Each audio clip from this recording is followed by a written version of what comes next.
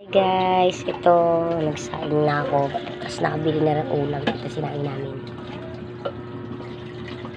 Kumukulo pa lang. Ito ulam namin langka. Ang hirap mag-budget ng 100 pesos. Ito yung bunso ko. Hi! Panganay ko. Yung isa wala. Doon sa labas. Ay paglaro sa kalaro niya si Nicole. Guys, alam niyo ba, hirap mag-budget talaga ng talagang 100 pesos. Kaya 100 mo kulang pa. Yung ulam nga lang, binabarat ko halagang 30 pesos lang. Buti nakabili ako. Sinabait naman yung may-ari. Yung sobrang hirap, tapos bumili pa akong bigas, kalating kilo. Ayan, nawakan ng panganay yung kapatid niya. Kung mapilayan niyan ko nga, pero medyo mahirap, pero kaya na lang talaga. Kasi naloloka na lang din ako sa nangyari sa buhay ko. Kakainis. Kaya kanina away kami ng kalipin ko kasi 50 pesos niya. Sa akin niya pa, kala niya kinupit ko. Diyos ko. Nagtsatsaga ko na alam yung 100 pesos yung binibigay sa akin. Kukupitan ko pa siya. Grabe, no? Nakakabisit din.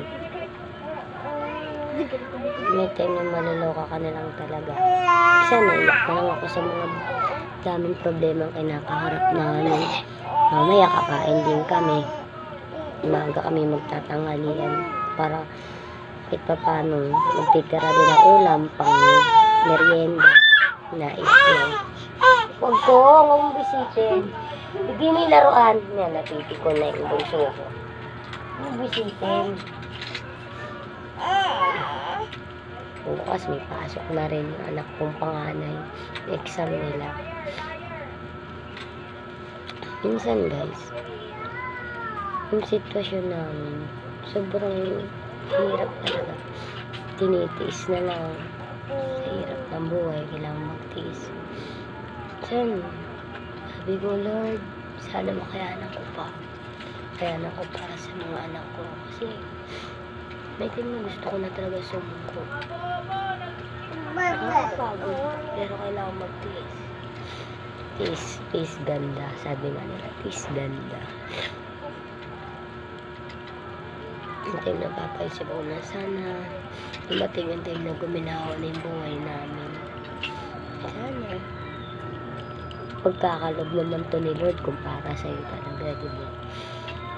Pero kung alam naman ni Lord na hindi para sa'yo, alam niya ikakapahamak mo, hindi sa'yo ipagkakalab ng Panginoon, ayun ang sabi. Pero kung alam naman ni Lord na ikakabuti mo, why not? Bakit hindi niya pagkakalab sa'yo yung gusto mo? Maraming reason minsan din si Lord kung bakit minsan may time na hindi niya pa binibigay mga prayers natin. Pero tiwala lang lagi.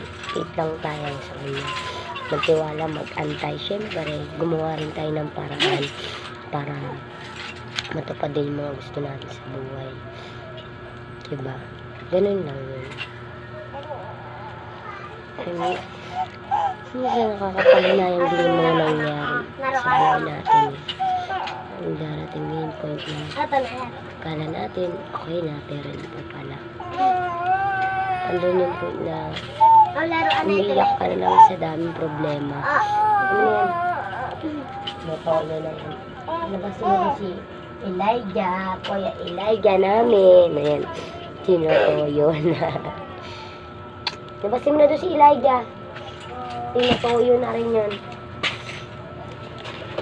Hello, ito. Sila na lang nagbibigay lakas sa akin na kailangan kalamin ko. Tinutoyo. Ang na gusto ko na sumuko pero kinakaya ko para sa mga anak ko. Minsan naiyak na lang ako talaga guys. Ano nangyayari sa buhay namin. Hindi ba na? Wala na, ang hirap bilang sa ating mga nanay guys. Pag nagkakasakit mga anak natin tapos wala tayong perang pagpadoktor. Ang sarap ng buhay, diba? Pero tayo napakatatag lang tayo. Si Lord lang talagang tanging sandigan natin. Ang tulad niyan, oh. Ay, hello. Masyadong madrama na ang buhay ko, guys, ngayon. Dahil ito, problema na naman. Hindi may iwasan, di ba?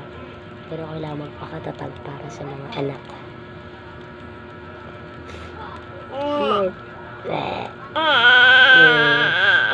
Tinatoyo.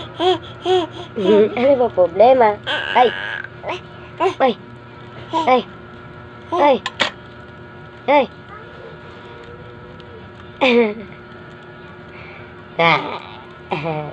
May toyo. Dede na ba ikaw? Dede na. Argos.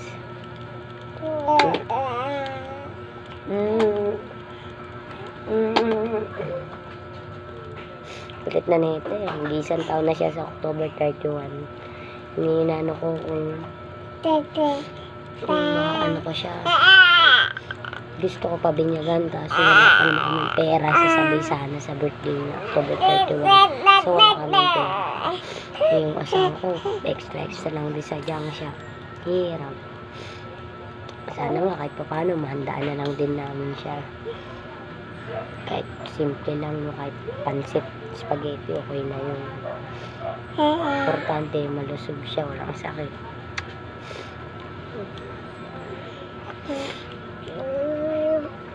Kaya yung gusto mag-sponsor dyan, charot.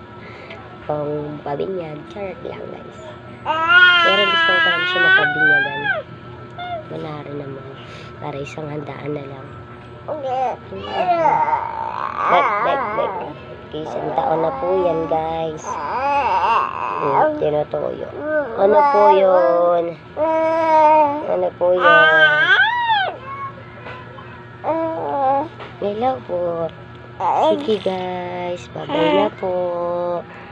Kain na po kami. Tanghalian. Kahit maaga pa. Bye-bye po. Bye-bye po. Argus po. Argus makulit.